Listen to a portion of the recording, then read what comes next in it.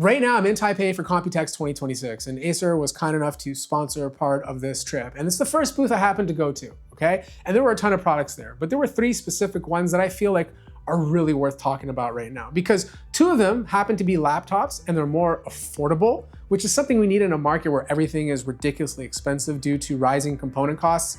And the third one is a handheld, a new handheld using Intel Arc G3 architecture. Like if you're a student or someone who needs something easy to carry with good battery life, let's say for work, this is a good option because it costs around 700 bucks, maybe a little bit less or a little bit more depending on the SKU you go for it. But they didn't cheap out on the build quality. Usually a lot of Windows laptops at this price point, the build quality is not the greatest, at least in the past 5 or 6 years. But this time they've taken things to another level. You're getting a full metal chassis. It only weighs about 1.19 kilograms, so it's super light to carry. It's a 14-inch laptop, but most importantly, they made it fun. You know, a lot of laptops you buy these days are either black, silver, and sometimes white. They're offering multiple colors to choose from, which I think is a great thing to do. You have like a lilac color, you have a sage green, a frost blue, and of course you have a pink.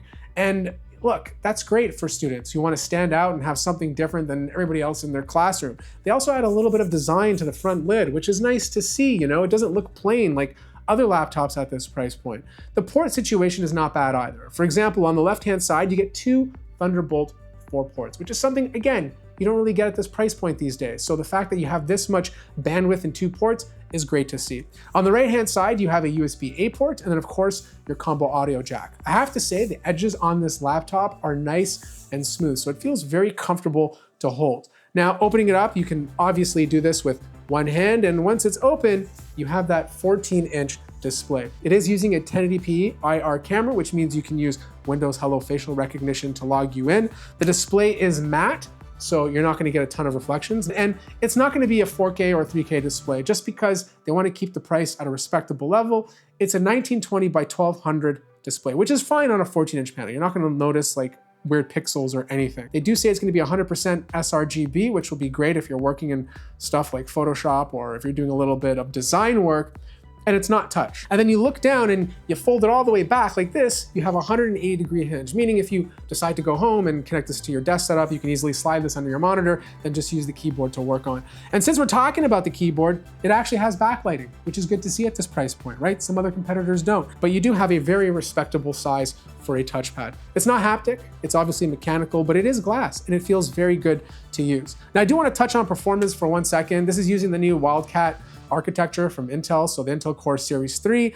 These are up to 6 cores. So we're talking about 2 performance cores and 4 lower power efficiency cores. What that translates into is good performance, but also really good battery life. Like, are you gonna buy this to play AAA titles on it?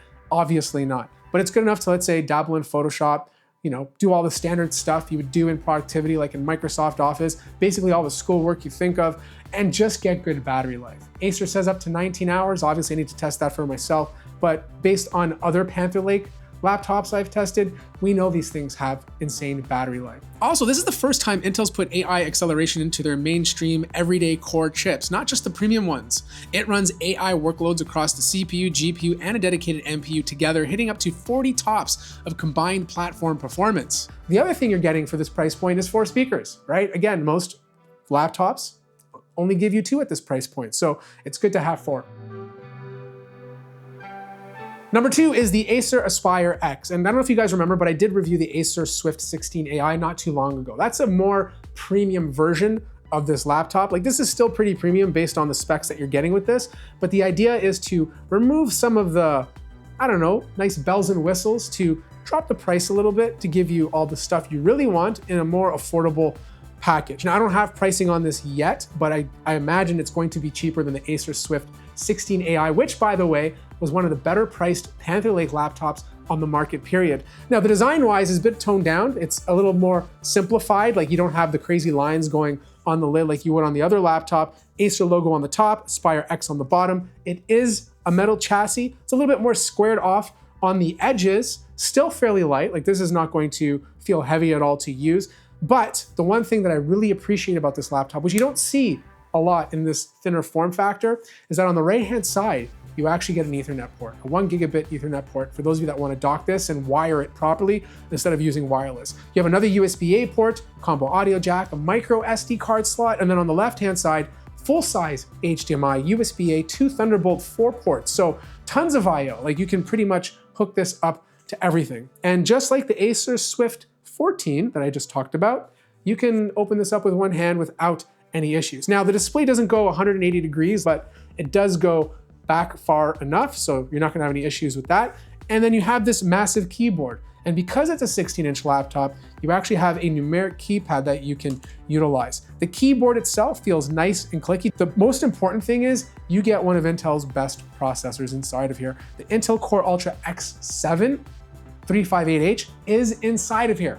And we already know what that can do. Graphic performance on this is gonna be absolutely awesome. Like you wanna edit simple 4K videos, no problem. You wanna work with Photoshop, no problem. You wanna do a little bit of AI, no problem. You wanna game on this, which by the way runs great on the 12XE cores that are inside of here, totally can, right? And that's what I like about this. Like you're still getting a 16-inch, 16 by 10, 3K, like 2880 by 1800 OLED display with a high refresh rate of 120 Hertz, but you don't get the haptic touchpad that you would on the Acer Swift 16. Instead, it's just a regular mechanical touchpad. And quite frankly, some of these trade-offs I would actually make if to save a little bit of money but get the same performance, but a display that's almost as equally as good is a great thing to consider. Now, there is no fingerprint scanner to quickly log you in, but you do have Windows Hello facial recognition, so you can use your face for biometrics. Now, if you don't want this with an X7, you can spec this all the way up to an X9, up to 32 gigabytes of RAM, up to 2 terabytes of storage. And again, another thing they drop back on, instead of Wi-Fi 7, it's Wi-Fi 6E. So take a few things away, leave the important stuff, give you a better price, but don't touch the performance, right? That's exactly what they did with this laptop. And I feel like for those of you out there who really want a Panther Lake laptop, but don't want to pay those crazy prices, this might truly be a better option. And finally, the one I'm personally most excited about is the Acer Predator Atlas 8.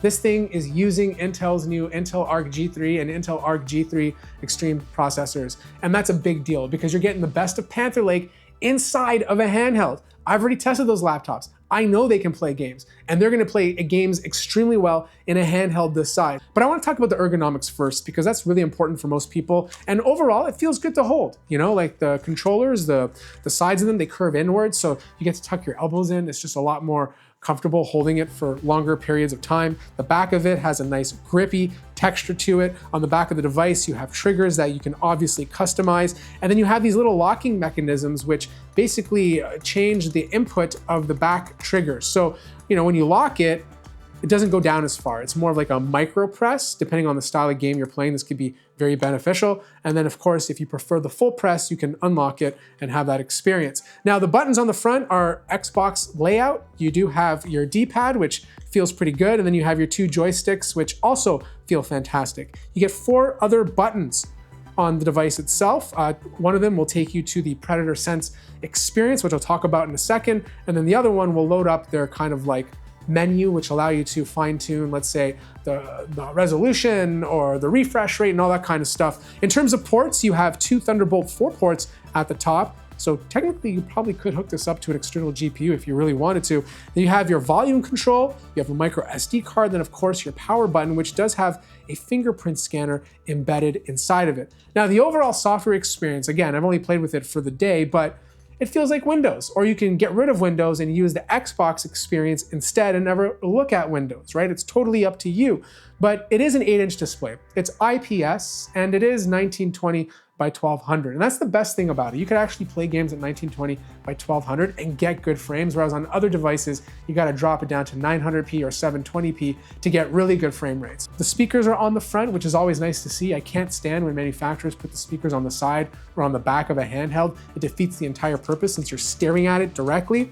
But overall, the Predator Sense software allows you to customize a lot of things. For example, you can change the frame generation. You have access to Intel XeSS, so you can go up to 4 times multi-frame generation if you really want to. Most games, you probably don't even have to use it. Like I was playing Forza Horizon on this, and it looked beautiful. It didn't have that nasty sharpening you would see with other upscaled resolutions from other companies. Like it looked so crisp. which I thought was mind-boggling because you just don't get that on a handheld like this. And it played so smooth, easily, over 60 frames per second. And obviously, if you enable multi-frame generation, you can take the frames even higher, which is so good to see. Now, battery life, I can't really talk about just because I haven't used it long enough, but there are going to be two versions of this. The Intel Arc G3 with, on one of their models, which will probably give you a smaller battery, I think it's 60 watt hours. And then the Intel Arc G3 will have an Intel B390 GPU, but if you want like the most performance, you go for the version with the Intel Arc G3 Extreme. That's gonna have an 80 watt hour battery. You're gonna have the Intel Arc B390, so you have all 12 Xe graphics cores, you pair it with 2 performance cores, and then of course your lower power efficiency cores, and you just have an absolute monster of a handheld. Plus, according to Acer, this is the first handheld to feature metal fans. They're AeroBlade fans, the same ones you'd find in a Predator, which should contribute to 10% better airflow compared to plastic ones. Also, because it's just as powerful as a laptop, you can game on your, let's say the Acer Aspire X that I just mentioned. Like you can play the game, it'll save in the cloud, and then you can continue that game on the Acer Predator Atlas 8 like nothing. Either way, that wraps up my first look at some of the stuff that Acer's coming out in 2026. Let me know which ones you want me to review, and most importantly, drop any questions that you might have. If you want to learn more about these products, I'll also place links in the description down below. Like the video if you liked it, subscribe if you haven't already, and I'll see you guys in the next one.